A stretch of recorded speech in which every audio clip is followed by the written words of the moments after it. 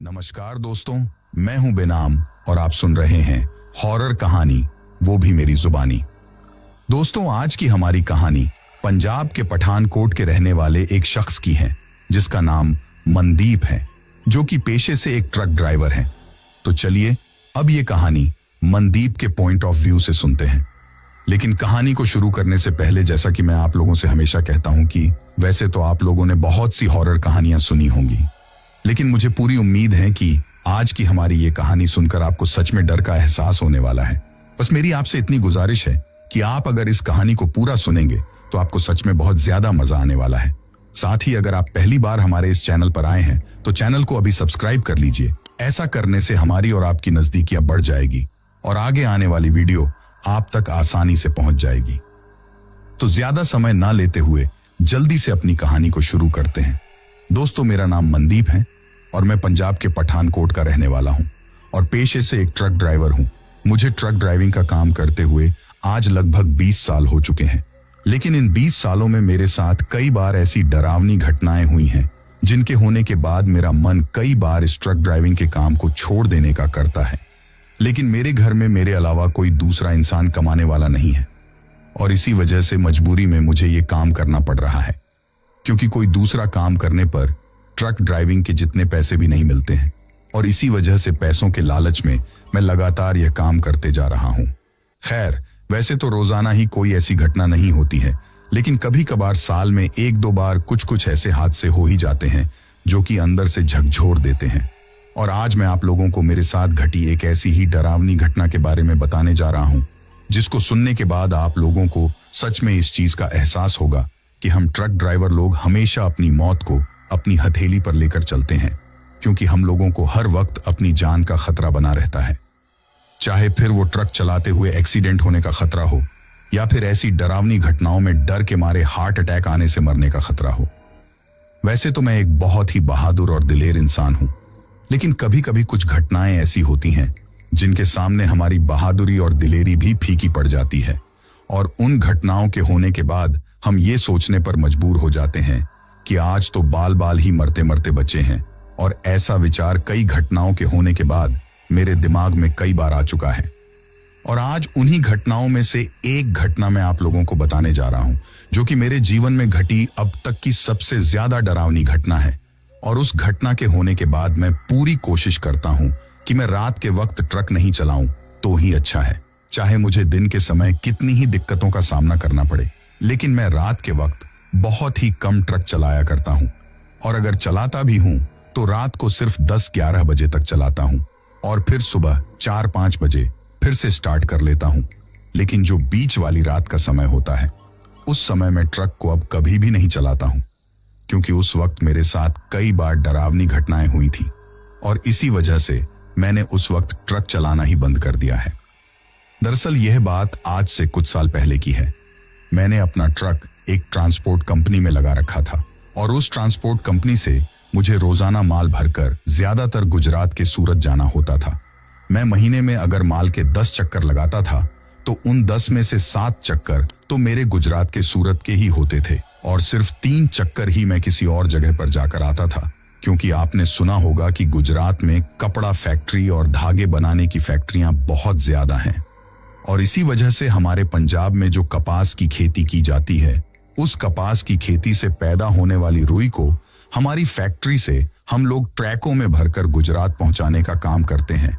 और उस वक्त मैं भी अपने ट्रक में उस रुई को भरकर ही गुजरात पहुंचाने का काम किया करता था। एक दिन की बात है, मैं अपनी फैक्ट्री के बाहर जो छोटी सी चाय की दुकान है, उसके ऊपर बैठा बैठा चाय पी रहा था। तभी मेरी ही फैक्ट्री का एक दूसरा ट्रक ड्राइवर मेरे पास आकर बैठता है और फिर हम दोनों के बीच में बातचीत होने लगती है। तभी वो मुझसे पूछता है कि तुम सूरत किस रास्ते से जाते हो। उसके पूछने पर मैं जिस रास्ते से सूरत जाता था उसके बारे में उसको बताता हूँ, और जब मैं उसको मेरे जाने वाले रास्ते के बारे में बताता हूँ तो वो मुझसे कहता है कि अरे, तुम तो बहुत लंबे रास्ते से होकर गुजरात जाते हो।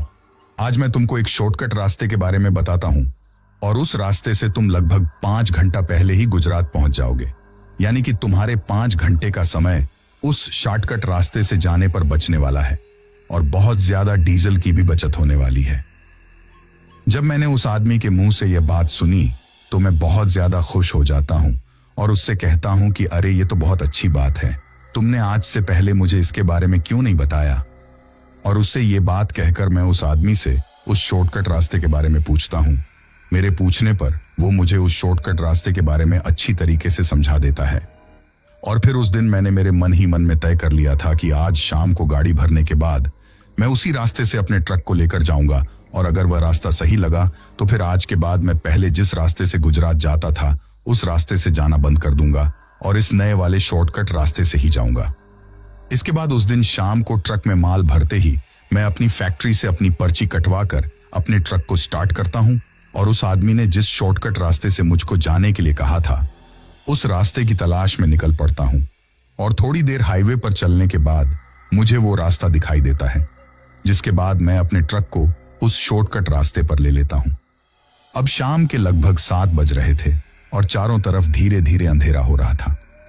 इसी वजह से मैंने अब अपने ट्रक की हेडलाइट चालू कर दी थी और अब उस हेडलाइट की रोशनी में उस छोटी सी और सकड़ी सी सड़क पर मैं अपने ट्रक को चलाते हुए जा रहा था। अब मैं उस रास्ते पर काफी ज्यादा आगे आ चुका था और उस वक्त तक मुझे उस रास्ते पर चलते हुए काफी ज्यादा समय भी हो चुका था। जब मैंने अपने मोबाइल में टाइम देखा तो उस वक्त रात के लगभग 10:30 बज रहे थे। अब काफी देर तक ट्रक चलाने की वजह से मुझे थोड़ा नीचे उतरकर हाथ मुंह धोने की जरूरत थी, क्योंकि अब मुझे हल्की हल्की नींद सी आने लगी थी। पता नहीं आज मेरे साथ ऐसा क्यों हो रहा था। आज से पहले तो ऐसा कभी भी नहीं होता था, चाहे मैं लगातार 5-7 घंटे तक ही ट्रक क्यों ना चला लेता। लेकिन आज सिर्फ 3-4 घंटे ट्रक चलाते ही मुझे नींद सी आने लगी थी। तभी मैं उस सुनसान सड़क पर अपने ट्रक को किनारे पर लगाकर रोक देता हूं और फिर अपने केबिन से पानी की बोतल लेकर ट्रक से नीचे उतर जाता हूं।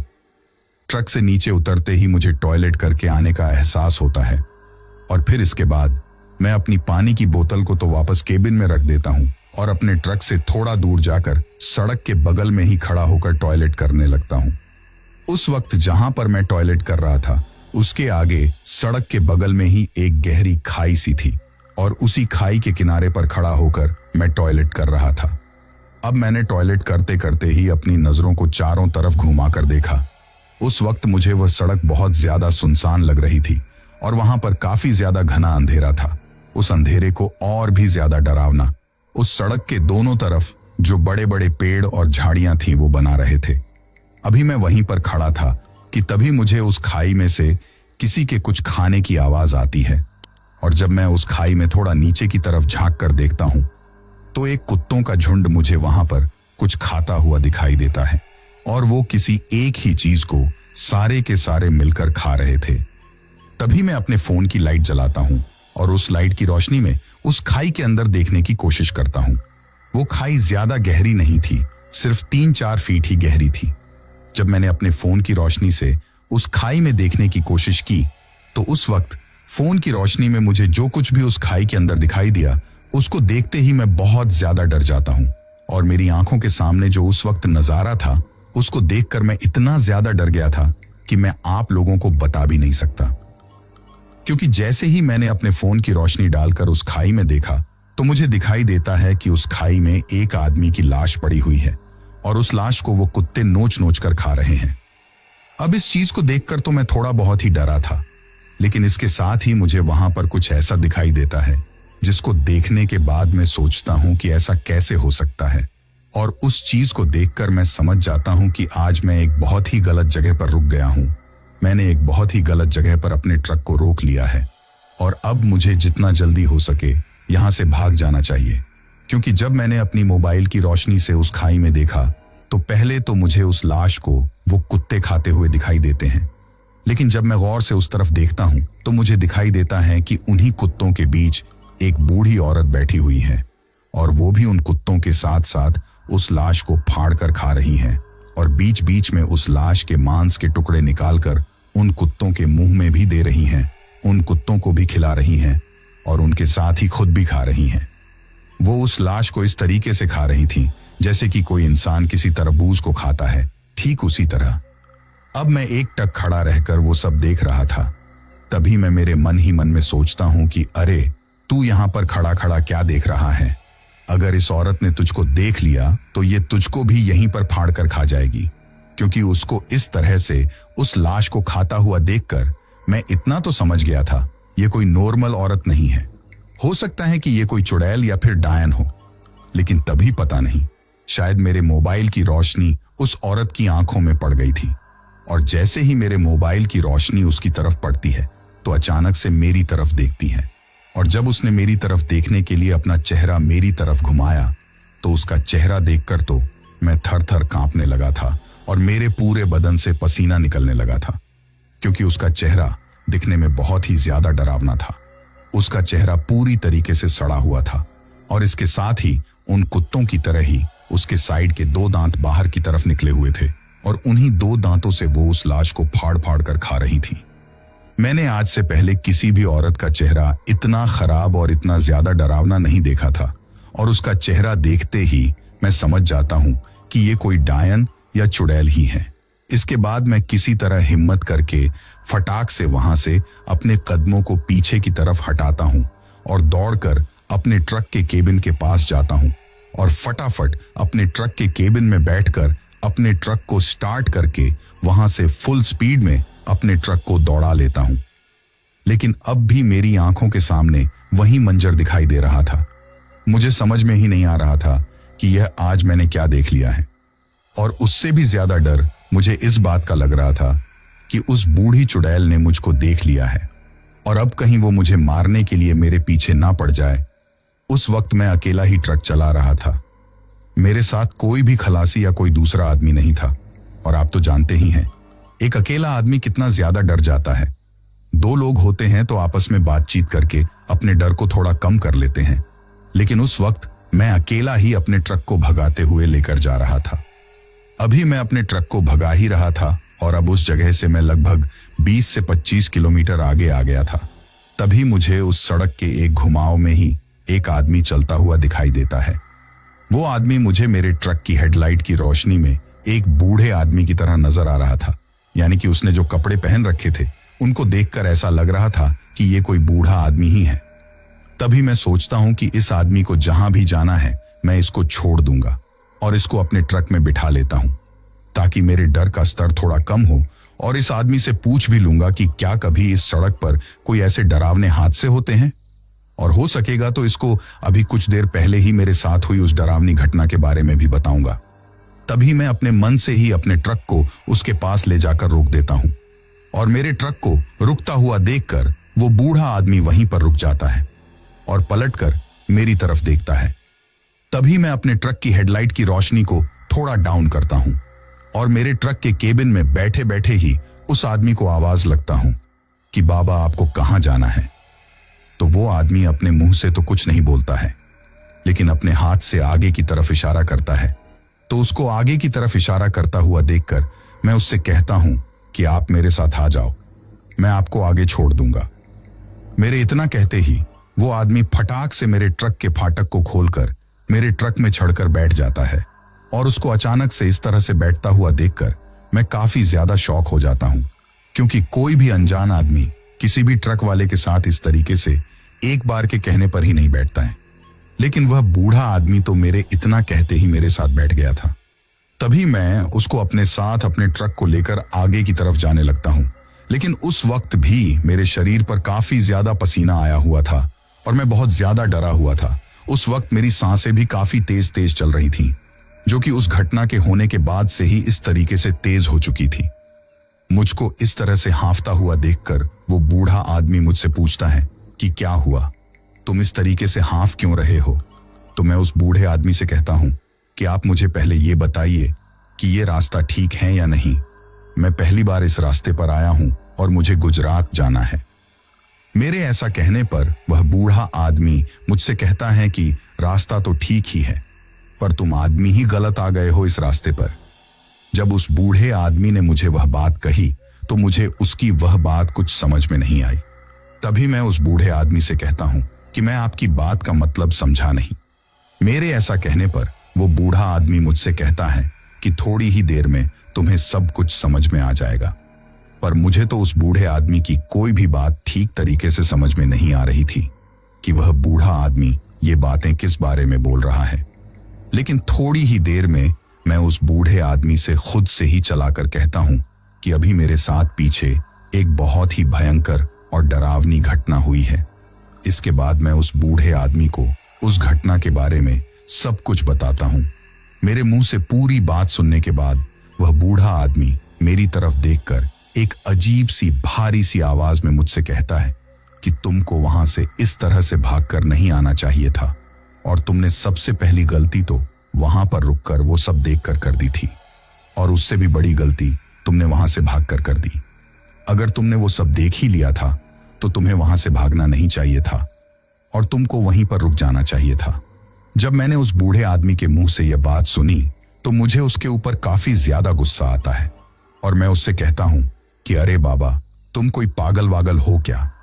तुम्हें बिल्कुल भी समझ में नहीं आ रहा है कि मैं कितनी बड़ी मुसीबत से बचकर आया हूं। तुम ये कैसी बातें कर रहे हो?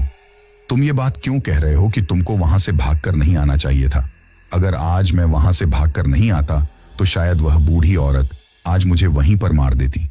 जब उस बूढ़े आदमी ने मुझसे वो बात सुनी तो वो मुझसे कहता है कि पागल तो तुम हो जो वहां से इस तरह से भागकर आए हो। तुम्हें क्या लगा कि तुम वहां से इस तरह से भागकर आ जाओगे तो बच जाओगे? नहीं, ऐसा कभी नहीं हो सकता।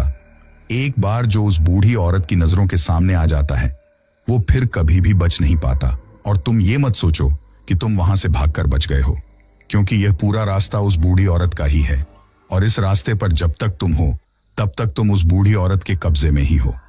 मैंने जब उस बूढ़े आदमी के मुंह से वो बात सुनी तो मैं और भी ज्यादा डर गया। अब मैं अपनी आंखें फाड़ फाड़ कर उस बूढ़े आदमी की तरफ देख रहा था। तभी अचानक से ही वो बूढ़ा आदमी मेरी तरफ देखता है और मेरी तरफ देखकर हंसने लगता है, और उसकी उस भारी सी आवाज में वो हंसी मुझे बहुत ही ज्यादा अजीब और डरावनी लग रही थी। और अब धीरे धीरे उस वक्त मेरी आंखों के सामने जो कुछ भी होता है उसको देखने के बाद अब मैं बहुत ज्यादा डर जाता हूं, और मैं इतना ज्यादा डर जाता हूं कि मैं अपने ट्रक को भी सही तरीके से नहीं चला पा रहा था। मेरी आंखों के सामने वह नजारा देखकर मैं समझ गया था कि आज तो मेरी मौत पक्की है, क्योंकि उस वक्त उस केबिन में मेरे साथ कोई बूढ़ा आदमी नहीं बल्कि एक जिन पिशाच बैठा हुआ था। और इस चीज का पता मुझे तब चला जब वो बूढ़ा आदमी हंसते हंसते ही अचानक से अपना रूप बदलता है और धीरे धीरे वो भी अब दिखने में उस बूढ़ी औरत की तरह ही दिखने लगता है, और अब उसका रूप पूरी तरीके से बदल जाता है और वो एक पिशाच का रूप ले लेता है जो कि दिखने में बहुत ही ज्यादा डरावना और भयंकर लग रहा था। उसको देखकर एक पल के लिए तो मुझे बहुत जोर का झटका सा लगता है, और अब अपना रूप बदलने के बाद वो मुझसे कहता है कि उस बूढ़ी औरत ने ही मुझे तुमको पकड़ने के लिए भेजा है। तुमको क्या लगा था कि तुम वहां से भागकर बच जाओगे? एक बार जो आदमी हमारे चंगुल में फंस जाता है उसको फिर हम अपने हाथों से जाने नहीं देते हैं। बस एक बार वो किसी भी तरह से हमारे चंगुल में फंसना चाहिए, उसके बाद तो हम लोग उसको छोड़ते ही नहीं हैं। जब उस पिशाच की तरह दिख रहे उस बुढ़े ने मुझे ये सब कहा तो मैंने सोच लिया था कि आज मैं अपनी मौत के मुंह में खुद ही चलकर आ गया हूं, और अब ये आदमी की तरह दिख रहा पिशाच मुझे यहीं पर मार डालेगा। तभी पता नहीं मुझे क्या होता है कि मेरे शरीर पर कोई भी कंट्रोल नहीं रहता है, और ट्रक भी अब अपने आप ही चला जा रहा था। और थोड़ी ही दूर जाकर ट्रक अपने आप ही एक जगह पर झटका खाकर बंद हो जाता है, और ट्रक को इस तरीके से बीचों बीच बंद होता हुआ देखकर मैं काफी ज्यादा डर जाता हूं। और उस वक्त मेरा ट्रक उस रास्ते के बीचों बीच बंद हुआ था जिसके चारों तरफ घना जंगल और अंधेरा था। इसके साथ ही मेरे बगल में मेरे ही ट्रक के केबिन में एक पिशाच बैठा हुआ था, और उसका रूप इतना ज्यादा डरावना था कि उस अंधेरे में उसको देखकर मेरे शरीर से तर पसीना निकलने लगा था। उसका वह रूप देखकर मैं इतना ज्यादा डर जाता हूं कि मैं अपने ट्रक का फाटक खोलकर नीचे कूद जाता हूं। मुझको नीचे कूदते ही वो पिशाच भी मेरे पीछे पीछे ही नीचे कूदने लगता है, लेकिन वो नीचे कूदता उससे पहले ही मेरे नीचे कूदते ही मुझे वहां पर कुछ ऐसा दिखाई देता है कि उसको देखते ही मैं सोच लेता हूं कि अब यहां से भागने का कोई फायदा नहीं है, क्योंकि यहां से चाहे मैं भागने की कितनी ही कोशिश कर लूं लेकिन आज मैं अपनी जान नहीं बचा पाऊंगा। और ये चीज सोचने के बाद मैं वहां पर बिल्कुल निडाल होकर गिर जाता हूं, और अब बस मैं अपनी मौत का इंतजार कर रहा था, क्योंकि जैसे ही मैं अपने ट्रक के केबिन से नीचे कूदता हूं तो नीचे कूदते ही मुझे सड़क के ऊपर वहीं बूढ़ी औरत बैठी हुई दिखाई देती है, और वो मेरे इतना ज्यादा पास बैठी हुई थी कि मेरे हाथ से भी मैं उसको छू सकता था। अब उसको इस तरह से सड़क पर मेरे बगल में ही बैठा हुआ देखकर मैं समझ जाता हूं कि आज उसने मुझे अपने जाल में पूरी तरीके से फंसा लिया है और अब ये मुझे जिंदा नहीं छोड़ेगी। मैं वहां पर पड़ा पड़ा ये सब सोच ही रहा था कि तभी वो बूढ़ी चुड़ैल मुझसे कहती हैं कि क्या हुआ, तुझे क्या लगा था कि तू वहां से भागकर अपने ट्रक में बैठकर मेरे हाथों से निकल जाएगा? तुझे इस चीज के बारे में शायद किसी ने बताया नहीं है कि एक बार जो भूत प्रेतों के इलाके में आ जाता है फिर उसका बच पाना बहुत मुश्किल और नामुमकिन है। लेकिन तू तो अपने आप को बहुत बहादुर मानता है, इसी वजह से तो तू उस जगह से इस तरह से भाग कर आया है। लेकिन जब तू वहां से भाग रहा था तभी तुझको देखकर मैंने सोच लिया था कि आज तुझे किसी भी हालत में जिंदा नहीं छोड़ना है, क्योंकि तेरे अंदर पूरी तरीके से मांस भरा हुआ है और तेरे शरीर का ये मांस मुझे दूर से ही अपनी ओर आकर्षित कर रहा है और ये मुझसे कह रहा है कि आओ और मुझको फाड़ कर खा जाओ। उस बूढ़ी चुड़ैल के मुंह से इस तरह की बातें सुनकर मैं बहुत ज्यादा डर गया था। अब मैं उस चुड़ैल से कहना चाहता था कि अगर तुम्हें मुझे मारना ही है तो एक झटके में ही मार दो और मारने के बाद तुम जो चाहो मेरे साथ कर लेना, लेकिन मुझे तड़पा तड़पा कर मत मारना, क्योंकि मैं अपनी मौत को इस तरीके से अपने करीब आते हुए नहीं देख सकता। लेकिन अब मैं चाहकर भी उस बूढ़ी औरत से कुछ भी नहीं कह पा रहा था, क्योंकि उस वक्त मेरे डर का स्तर इतना ज्यादा बढ़ चुका था कि डर के मारे मेरा पूरा का पूरा गला सूख गया था और मेरे गले से आवाज भी नहीं निकल रही थी। अभी मैं वहीं सड़क पर पड़ा पड़ा आंखें फाड़ फाड़ कर उस बूढ़ी चुड़ैल को देख ही रहा था कि तभी किसी ने पीछे से मेरे दोनों हाथों को पकड़ा और मेरे हाथों को पकड़ने के बाद वो मुझे पीछे की तरफ घसीटने लगता है।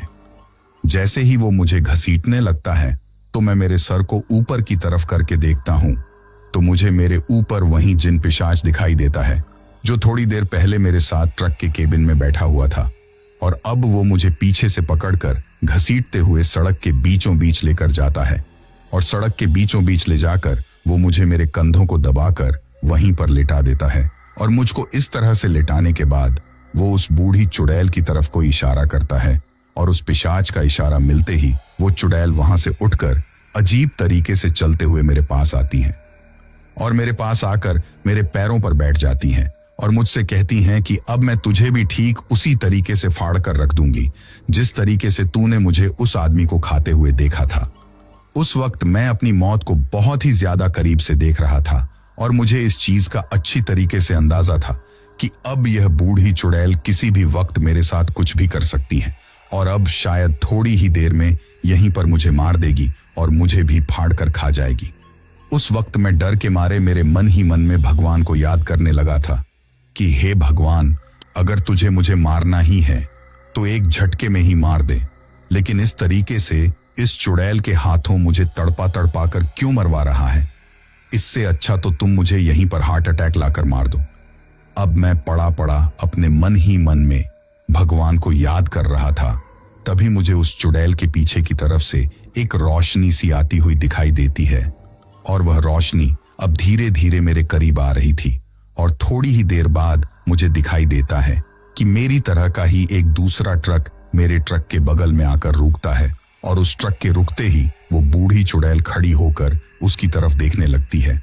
अभी वो बूढ़ी चुड़ैल और वो नर पिशाच उस ट्रक की तरफ देख ही रहे थे कि तभी उस ट्रक के दोनों तरफ के फाटक खुलते हैं और उस ट्रक के केबिन में से दो आदमी नीचे उतरते हैं और उन दोनों आदमियों के नीचे उतरते ही पता नहीं उस बूढ़ी चुड़ैल और उस पिशाच को क्या होता है और अचानक से ही पीछे से वो नर पिशाच बहुत तेज आवाज में चिल्लाता है कि अरे बुढ़िया, भाग यहां से, जल्दी भाग।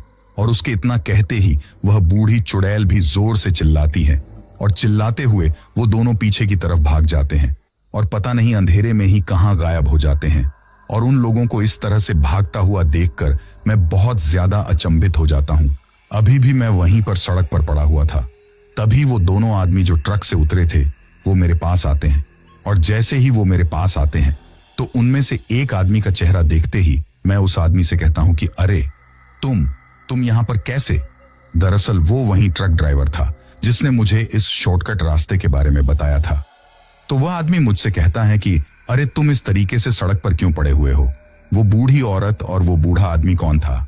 तो मैं उस आदमी से कहता हूं कि अरे यार, तुमने तो मुझे बहुत बड़ी मुसीबत में फंसा दिया।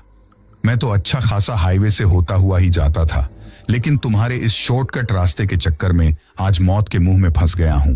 तभी वो आदमी मुझे उस सड़क से उठाता है और उसके बाद मैं उसको मेरे साथ हुई सारी घटना बताता हूं और मेरे मुंह से वो चीज सुनकर वो आदमी मुझसे कहता है कि तुम घबराओ नहीं, अब मैं आ गया हूं। इसके बाद वो अपने साथ जो दूसरा आदमी था उससे कहता है कि राजू, तुम इस ट्रक को लेकर आओ, और मुझसे कहता है कि तुम चलकर मेरे साथ मेरे ट्रक के केबिन में बैठो। मैं भी आज गुजरात ही चल रहा हूं। तभी मैं उस आदमी से पूछता हूं कि ये दूसरा आदमी कौन है? तो वो मुझे कहता है कि ये मेरा खलासी है, लेकिन ये अच्छी तरीके से ट्रक चलाना भी जानता है। हम लोग लंबे सफर में आधे आधे टाइम ट्रक चलाते हैं। इसके बाद वो अपने खलासी से कहता है कि राजू, तुम इस ट्रक को लेकर हमारे आगे आगे चलो और हम लोग तुम्हारा ध्यान रखते हुए तुम्हारे पीछे पीछे आ रहे हैं। इसके बाद वो आदमी कहता है कि ठीक है उस्ताद। अब वो आदमी मुझे अपने ट्रक के केबिन में लेकर जाता है और हम दोनों उसके ट्रक में बैठकर वहां से निकल जाते हैं।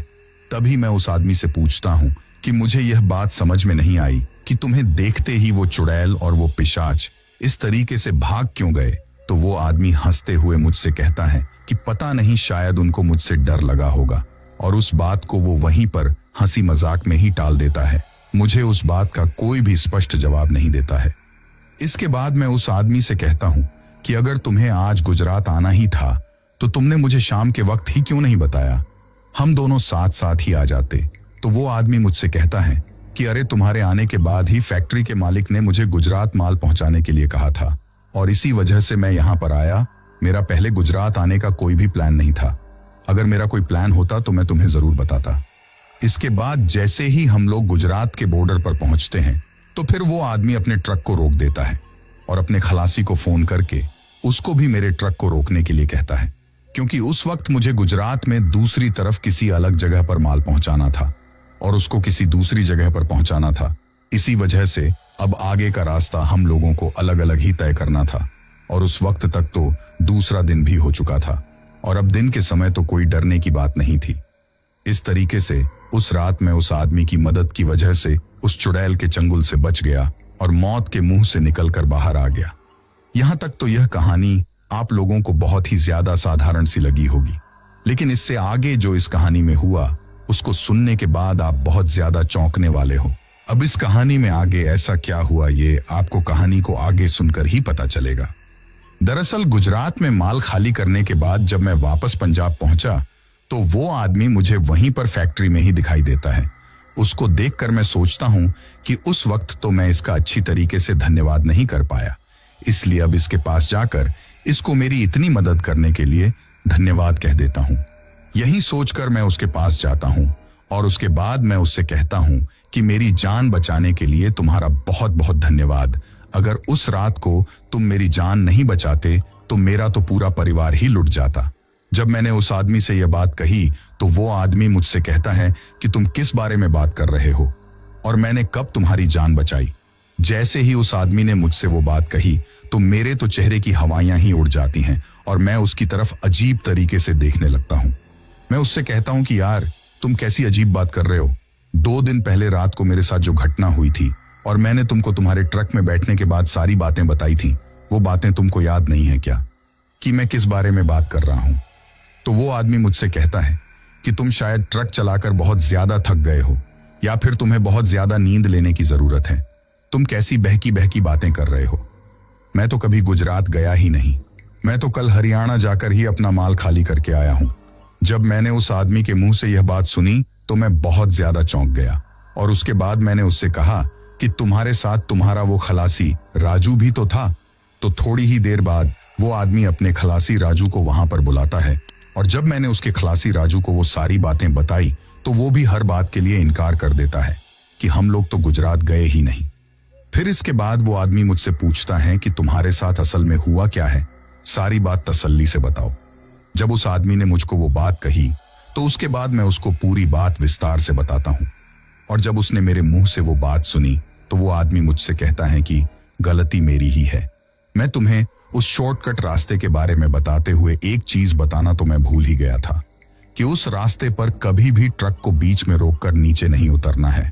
सिर्फ लगातार अपने ट्रक को लेकर चलते ही जाना है और जब तक वो शॉर्टकट रास्ता खत्म नहीं हो जाता तब तक कहीं पर भी एक पल के लिए भी ट्रक को नहीं रोकना है। अगर तुम बीच में ट्रक को नहीं रोकते तो तुम्हारे साथ ऐसा कुछ भी नहीं होता, लेकिन तुमने बीच में ही ट्रक को रोककर बहुत बड़ी गलती कर दी थी। और इसमें गलती मेरी भी है कि मैंने तुम्हें पहले इस चीज के बारे में नहीं बताया। लेकिन अब इस चीज से तो वो आदमी भी बहुत ज्यादा चौंका हुआ था कि आखिर उस रात वो वहां पर गया भी नहीं और मैं उससे कह रहा हूं कि वो वहां पर आया था। तभी उसका जो खलासी राजू था वो मुझसे कहता है कि उस्ताद, उस रात आपकी मदद भगवान ने ही की होगी। भगवान ही हम लोगों का रूप लेकर आपको बचाने के लिए आया होगा। इसी वजह से तो वो बूढ़ी चुड़ैल और वो नर पिशाच हमारे रूप में भगवान को देखकर वहां से भाग गए थे, वरना भला कोई इंसान को देखकर कोई भूत क्यों भागेगा। जब मैंने उस खलासी के मुंह से यह बात सुनी तो मुझे उसकी यह बात थोड़ी सही भी लगी और वो दूसरा आदमी भी मुझसे कहता है कि यह सही कह रहा है, तुम्हें भगवान का शुक्रिया करना चाहिए। इसके बाद मैं वहीं पर हाथ जोड़कर भगवान का धन्यवाद करता हूं। लेकिन उसके बाद मैं कभी भी उस शॉर्टकट रास्ते से नहीं गया। मैं पहले जिस रास्ते से जाता था उसी रास्ते से अब दोबारा कभी भी अगर वहां पर जाने की जरूरत पड़ती है तो पहले वाले रास्ते से ही जाता हूं। तो दोस्तों, ये थी हमारी आज की कहानी आपको कैसी लगी कमेंट बॉक्स में कमेंट करके जरूर बताना। अगर आप लोगों को ये कहानी यहां तक अच्छी लगी हो तो वीडियो को एक लाइक कर दीजिए। इसके साथ ही अगर आपने अभी तक भी चैनल को सब्सक्राइब नहीं किया है तो आपसे रिक्वेस्ट है कि जल्दी से हमारे चैनल को सब्सक्राइब कर लीजिए, क्योंकि आपका यह छोटा सा सहयोग हमें आपके लिए ऐसी ही डरावनी कहानियां लाने के लिए प्रोत्साहित करता है। दोस्तों, इसके बाद हमारा वही सिलसिला शुरू करते हैं जिसके बारे में मैंने आपको कहा था और जिन जिन लोगों ने भी पिछली स्टोरी सुनने के बाद कमेंट करके अपना नाम और जगह बताई थी, अब मैं उन लोगों के नाम लेता हूं। तो सबसे पहले समीर खान हैं तेलंगाना से, सुरेंद्र कुमार हैं विजयनगर राजस्थान से, राजू वर्कर हैं मुंबई से, नुसरत हैं हैदराबाद से, मिस्टर मुन्ना हैं असम से, मोहम्मद हुसैन हैं पाकिस्तान से, खेत्रजीत और प्रियंका हैं उड़ीसा से, शाकील मीर हैं जम्मू कश्मीर से, इमरान खान हैं सिक्किम से, लाल बाबू हैं कोलकाता से, महेश चंद्र शर्मा हैं जयपुर राजस्थान से, धर्मेंद्र यादव हैं सुल्तानपुर उत्तर प्रदेश से, अली अब्बास हैं पाकिस्तान से, अमृता और सुनील हैं बीकानेर से, गोविंद लोधी हैं छत्तीसगढ़ से, युवराज हैं सूरत गुजरात से, कृपाकरण हैं बेंगलुरु से, खुशदीप सिंह हैं पटियाला पंजाब से, अंजू हैं मुंबई से, रमेश कुमार हैं अमृतसर पंजाब से, टाइटल हैं कश्मीर से, बलराम हैं गंगानगर से, नंदिनी बिश्नोई हैं उड़ीसा से, निधवी मंत्र और मिशा पटेल हैं राजकोट गुजरात से, समुद्र श्रेष्ठा हैं नेपाल से, देशराज हैं रायबरेली से, अक्षय चौहान हैं दिल्ली से, अनुराग अवस्थी हैं कानपुर उत्तर प्रदेश से, निक्कू सोनू हैं लुधियाना पंजाब से, सपना शर्मा हैं फरीदाबाद से, महेश भारती हैं उत्तर प्रदेश से, राजेश हैं मुंबई से, सोना हैं धनबाद झारखंड से, राम प्रसाद ठाकुर हैं नेपाल से, विजेंद्र कुमार हैं बीकानेर से, राहुल गुप्ता हैं दिल्ली से, सिद्धांत शिल्पकार हैं भोपाल से, साजन कश्यप हैं छत्तीसगढ़ से, शमसुद्दीन हैं कर्नाटक से, हाकम सिंह हैं इटली से, जिब्रील खान हैं दुबई से, सहन काजी हैं रामपुर उत्तर प्रदेश से, सोमनाथ मुखर्जी हैं कोलकाता से, मनीष प्रधान हैं दार्जिलिंग से, मनोज चौधरी और कविता चौधरी हैं बीकानेर राजस्थान से, गौतम हैं झारखंड से, जगजीत सिंह हैं पंजाब से, अमित हैं हरियाणा रोहतक से, साजिद खान हैं पाकिस्तान से, संजय हैं राजकोट से, नरेश शर्मा हैं मॉस्को रसिया से, सुमंत शाह हैं नेपाल से, प्रकाश चौधरी हैं मध्य प्रदेश से, संदीप सिंह हैं पंजाब से, सत्यवती बोरो हैं असम से और सबसे लास्ट में डॉक्टर निकेश नंदन हैं पटना बिहार से। तो दोस्तों, ये थे उन लोगों के नाम जिन्होंने पिछली स्टोरी पर कमेंट करके हमें बताया था कि वो